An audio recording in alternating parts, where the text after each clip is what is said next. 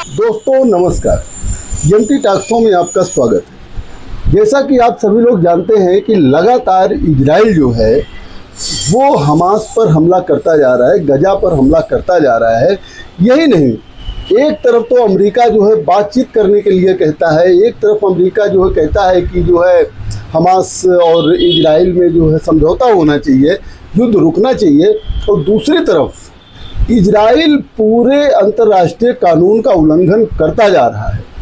यहाँ तक कि इसने जो है कतर जैसे संप्रभु देश पर भी हमला कर दिया। हमास के उन नेताओं को मारने के लिए हमला कर दिया जो वार्ताकार थे और जो वार्ता में शामिल थे, जिसमें याहिया के जो है लड़के की मृत्यु भी हो गई और भी एक दो लोगों की मृत्यु हुई। लेकिन कतर में जाकर के कहने का तात्पर्य ये है कि इजराइल को किसी का डर नहीं है, वो किसी भी देश में हमला कर सकता है, चाहे वो लेबनान हो, चाहे वो सीरिया हो, चाहे वो यमन हो, चाहे वो कतर हो, यहाँ तक कि जॉर्डन हो और इराक हो, ईरान हो, कहीं भी हमला कर सकता है।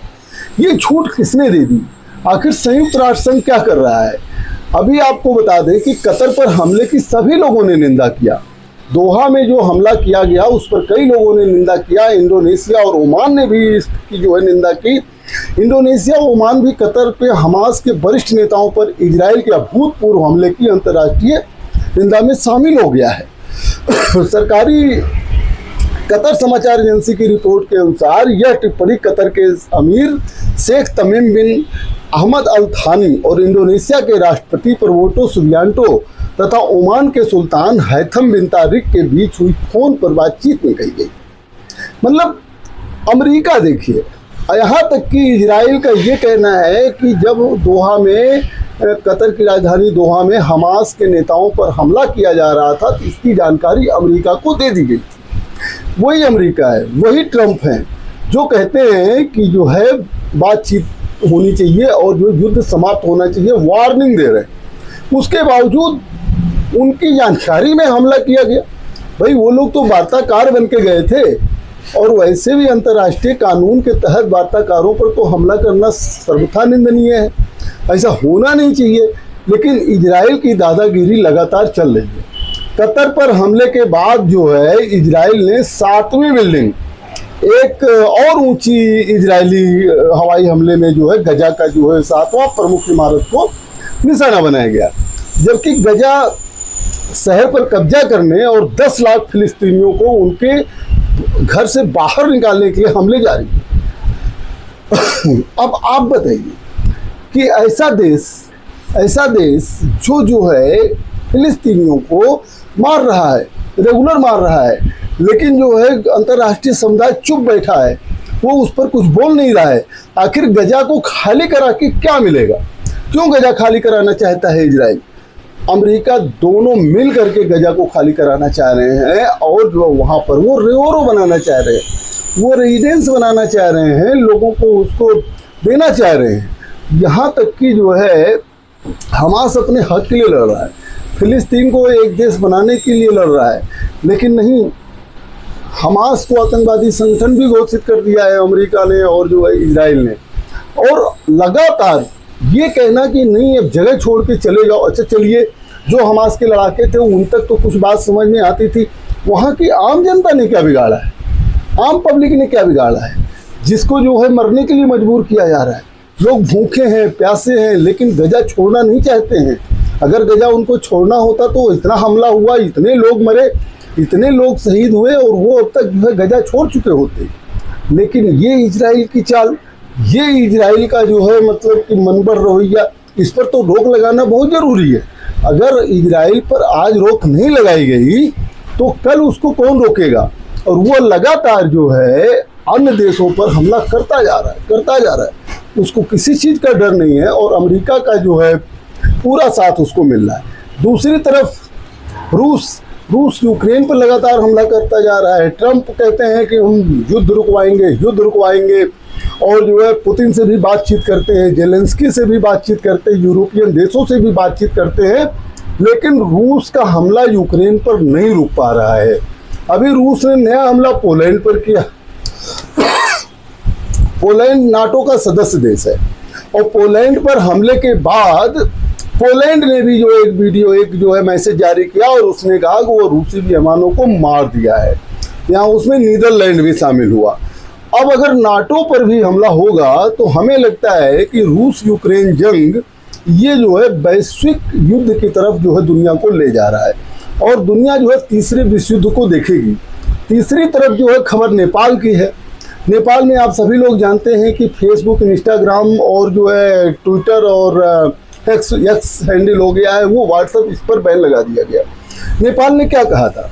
नेपाल ने तो यही कहा था ना कि हमारे यहाँ अपना अधिकारी नियुक्त करिए और हमारे यहाँ रजिस्ट्रेशन कराइए ताकि जो है जो अफवाह और सारे कंटेंट हैं उसकी शिकायत की जा सके। लेकिन नहीं, वहाँ जो है जब बैन लगा तो युवा सड़क पर आ गए। ये बैन तो जो है दूसरी बात थी, लेकिन इसमें चाल किसकी थी?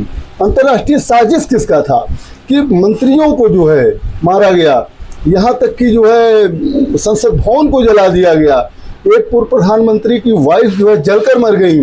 स्वास्थ्य मंत्री और वित्त मंत्री को सड़क पर दौड़ा दौड़ा के आतंकवादी मतलब आंदोलनकारियों ने पीटा और वहाँ तख्ता पलट हो गया। सेना जो है सुरक्षा नहीं कर पाई। कहने का तात्पर्य नेपाल के साथ साथ अब फ्रांस में भी लगातार प्रधानमंत्री बदलने की वजह से जो वहाँ पर भी जनता जो है वो सड़क पर आ गई है। कई जगह जो है पेरिस में प्रदर्शन हो रहे हैं, कई सैकड़ों लोगों को गिरफ्तार भी किया गया है।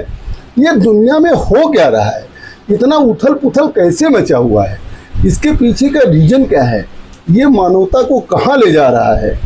ये सब बहुत विचारणीय प्रश्न है और उसके साथ साथ भारत को भी सचेत होना चाहिए, क्योंकि हम लोगों ने देखा जब जो है शेख हसीना की सरकार थी बांग्लादेश में, यूनुस जो है अमेरिका से आके वहाँ पर सत्ता करने लगे और बांग्लादेश में जो है इसी तरीके से जनता ने जो उथल पुथल किया। इसी तरीके से लंका में जनता ने उथल पुथल किया और अमेरिका की कठपुतली सरकार बन गई। जब जो है चाइना की तरफ ओली का झुकाव हुआ तो नेपाल में भी ऐसा करवा दिया गया और अमेरिका में रह रहे थे बालन शाह, वो आज जो है प्रमुख बनने की कंडीशन पर हैं। उनको जो है अंतरिम प्रधानमंत्री बनने की मांग की जा रही है। तो कौन है इसके पीछे? किसका मकसद है इसके पीछे? कौन जो है देशों को जो है अस्थिर कर रहा है? चाहे वो यूक्रेन और रसिया का युद्ध हो जो पोलैंड तक भी चला जा रहा है, चाहे वो इजराइल और हमास का हो जो इजराइल ने तो सारी इंतहा पार कर दी। उसने बगल में सीरिया को जो है न्यूट्रलाइज किया, फिर हिजबुल्लाह को न्यूट्रलाइज किया, लेबनान में, यमन में हूती को न्यूट्रलाइज किया। लगातार जो है गजा को खाली करने के लिए जो है हमास पर हमला करता जा रहा है। यहाँ तक कि बताइए शांति दूतों पर जो वार्ता करने के लिए तैयार हैं उन पर हमला कर रहे हैं। आखिर आप, और वो भी कतर दूसरे देश में जाकर कर रहे हैं और बड़े ठाट से लिख रहे हैं कि ये ऐसे लोग हैं जो हमारे ऊपर हमला करने के लिए दोषी थे। अब इन सब पर रोक कैसे लगेगी? मिडिल ईस्ट की बात नहीं है, पूरी दुनिया डिस्टर्ब है। हर इंटेलेक्चुअल ये सोच रहा है कि आखिर जो है ये विश्व युद्ध जैसी स्थिति बन क्यों रही है? आखिर हर देश में उथल पुथल क्यों है? हम तो कहते हैं कि इस मामले में भारत और पाकिस्तान ने सही किया कि 2-4 दिन झड़प होने के बाद इनके झड़प बंद हो गई है। नहीं तो भारत और पाकिस्तान में भी मोर्चा खुल गया था, अभी कंबोडिया और थाईलैंड में भी मोर्चा खुल गया था। कहने का तात्पर्य ये है कि आखिर दुनिया में क्या होने जा रहा है? या दुनिया अपने को समाप्त करने में लगी हुई है, या युद्ध से क्या हासिल होने जा रहा है? और बार बार ट्रंप कहते हैं कि हम युद्ध रुकवा रहे हैं, हम युद्ध रुकवा रहे हैं, और खुद युद्ध को बढ़ा रहे हैं। ये ऐसा सभी लोग देख रहे हैं। आखिर इजराइल को इतना बढ़ावा दे रहे हैं, इजराइल को बढ़ावा देने के साथ साथ जो तमाम देश चुप मार के बैठे हैं, उनको ये नहीं लग रहा है कि जो है आज इजराइल जो है इस तरीके का काम कर रहा है, कल उनके खिलाफ भी कर सकता है। नाटो को यही चिंता है कि कल को जो है अगर रसिया यूक्रेन पर जो है इस तरीके से ज्यादती कर लेता है तो वो नाटो देशों पर भी करने की कोशिश करेगा, क्योंकि लाटविया है, पोलैंड है, कुछ ऐसे देश हैं जो सटे हुए हैं रसिया से और उस पर उसकी निगाह भी है। तो चलिए देखिए, जिस तरीके से इजराइल का जो है चल रहा है मसला, जिस तरीके से जो यूक्रेन रूस का मसला चल रहा है, उधर नेपाल फ्रांस में जिस तरीके से जनता का आंदोलन चल रहा है, उससे जो है भारत को बहुत सतर्क रहने की ज़रूरत है। आगे क्या होगा मैं फिर अपडेट करूंगा। देखते रहिए एमटी टॉक शो। बहुत बहुत धन्यवाद, बहुत बहुत धन्यवाद।